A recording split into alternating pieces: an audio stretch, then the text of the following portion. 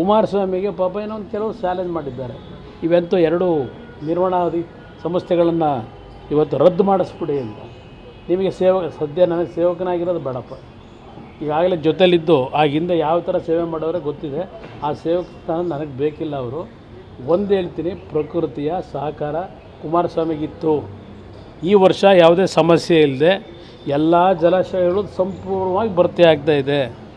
ಈ ವರ್ಷ ಯಾವುದೇ ರೀತಿಯ ಸಮಸ್ಯೆ ಏನೂ ಇಲ್ಲ. ನನ್ನ ಮುಂದೆ ಇವತ್ತು ಈಗ ಈ ನೀರಿನ ವಿಷಯದಲ್ಲಿ ತಕ್ಷಣಕ್ಕೆ ಹೋರಾಟ ಮಾಡ್ತಕ್ಕಂಥ ಒಂದು ಪ್ರಕ್ರಿಯೆಯನ್ನು ಮಾಡಬೇಕು ಅನ್ನೋದೇನಿಲ್ಲ. ಈಗ ಆ ಪ್ರಕೃತಿ ನಮಗೇನೋ ಒಂದು ಇವತ್ತು ಸಹಕಾರ ಕೊಟ್ಟಿರೋದು ಒಂದು ಭಾಗ.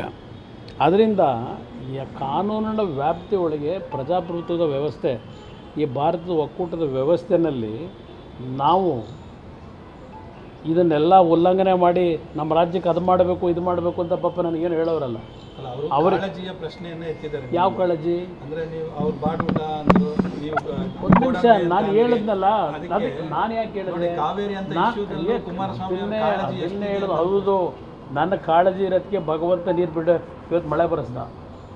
ನಾನು ದೇವ್ರಿಗೆ ಪ್ರಾರ್ಥನೆ ಮಾಡೋದ್ನಲ್ಲ, ಅದರಿಂದ ಇವತ್ತು ನೀರು ಬಂತು.